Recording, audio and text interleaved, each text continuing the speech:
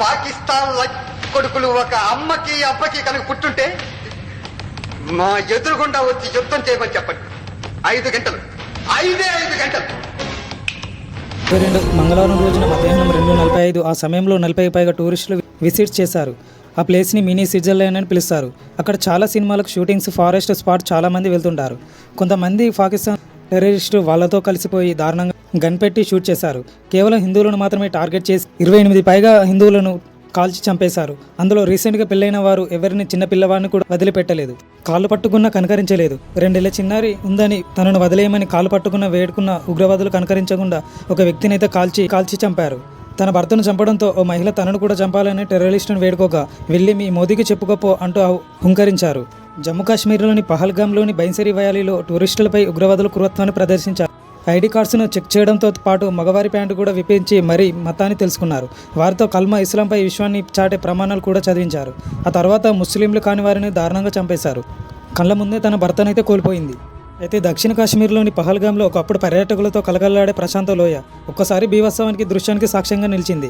ఉగ్రవాదులు జరిపిన దాడిలో అమాయక పర్యాటకులు రక్తం నేలపై చెందింది. ప్రకృతి ఒడిలో సేద తీరాలని వచ్చిన ఆ 26 మంది ఊహించని రీతిలో మృత్యు ఓడి చేరుకున్నారు. వారి ఆనందపు కేరింతలు కాస్త ఆర్తనాదాలుగా మారాయి. ఆ లోయ అంతా విషాద ఛాయలు అలుముకున్నాయి. ఈ దుర్ఘటన కేవలం ఒక ప్రాంతాన్ని మాత్రమే కాదు, యావత్ దేశాన్ని దిగ్భ్రాంతికి గురిచేసింది. కాల్పులు జరుపుతున్న సమయంలో హిందువా ముస్లిమా అని అడిగి చంపారు. అలాగే 2 ఏళ్ల పాపను చూపించి మమ్మల్ని వదిలేయాలని కాలు పట్టుకున్న వారిని వదిలిపెట్టకుండా కాల్పులు జరిపారు దుండగులు. భర్తను చంపడంతో పాటు తనని కూడా చంపాలని కోరిన మేము నిన్ను చంపపోయి మోదీకి చెప్పు అని చెప్పడం వారి కర్కశత్వానికి నిదర్శనంగా నిలిచింది. దీనిపై మోదీ ప్రభుత్వం ఘాటుగా రియాక్ట్ అయింది. దీనికి సంబంధించిన వారిని ఎవరిని వదిలిపెట్టబోమని, ఎక్కడ దాక్కున్న ప్రతీకారం తీర్చుకుంటామని రక్షణ మంత్రి రాజ్నాథ్ హెచ్చరించారు.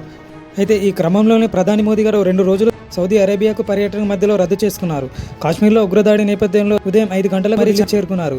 కేంద్ర మంత్రులు మరియు ఆర్మీ ఉన్నతాధికారులు అత్యంత సమావేశాలు నిర్వహించి అనంతరం ఘటనా స్థలాన్ని పరిశీలించారు.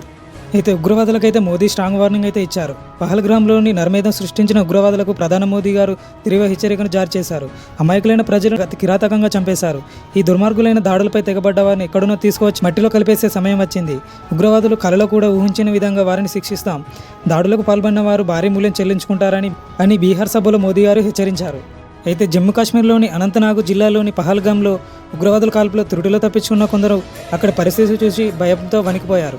కొండల్లో గుట్టల్లో పరిగెత్తుకుంటూ వచ్చి కుప్పకూలిపోయారు. తమను కళ్ళెదుటినే బిడ్డలు, భర్తలను, తోబుట్టులను, బంధువులను, స్నేహితులను కోల్పోయిన బాధతో గుండెలు వీసేలా రోధిస్తున్నారు. ఈ క్రమంలో తమను కాపాడని వచ్చిన ఇండియన్ ఆర్మీ జవాన్లను చూసి కూడా భయాందోళనతో గురయ్యారు. వారిని ఉగ్రవాదులను అనుకుని మిమ్మల్ని చంపొద్దని ప్లీజ్ అంటూ వేడుకున్నారు. అయితే భయంతో వణికిపోతున్న పర్యాటకులు తాము మిమ్మల్ని కాపాడడానికి వచ్చామని, మీకేమి కాదని భారత సైనికులు ధైర్యం చెబుతుండగా వీడియోలు వినిపిస్తున్నాయి. అయితే 13 ఏళ్ల తర్వాత కాశ్మీర్లో పౌరులపై జరిగిన అతిపెద్ద ఉగ్రదాడి ఇదే. ఈ ఉగ్రదాడికి అమెరికా అధ్యక్షుడు డొనాల్డ్ ట్రంప్, రష్యా అధినేత వ్లాదిమిర్ పుతిన్ స్పందిస్తూ తీవ్రంగా ఖండించారు. ఈ ఉగ్రవాదంపై పౌరులు తమ మద్దతు ఉంటుందని ప్రకటించారు. అలాగే భారత పర్యటనలో ఉన్న అమెరికా ఉపాధ్యక్షుడు జేడీ వాన్స్ దంపతులు కూడా దీనిపై విచారణ వ్యక్తం చేశారు. పహల్గామ్లో పర్యాటకులు లక్ష్యంగా ఉగ్రవాదులు ఈ దారుణానికి ఒడిగట్టారు. అయితే ఈ ఉగ్రదాడి నేపథ్యంలో సౌదీ అరేబియాను పర్యటనను అర్ధాంతరంగా ముగించుకొని ప్రధానమంత్రి గారు తిరిగి వచ్చారు. అయితే పహల్గామ్లోని ఉగ్రవాదుల కాల్పుల్లో తెలుగు రాష్ట్రాలకు చెందిన 2 ప్రాణాలైతే కోల్పోయారు. హైదరాబాద్లోని ఇంటెలిజెన్స్ బ్యూరో పనిచేసిన మనీష్ రంజన్, విశాఖపట్నానికి చెందిన చంద్రమౌళి చనిపోయారు.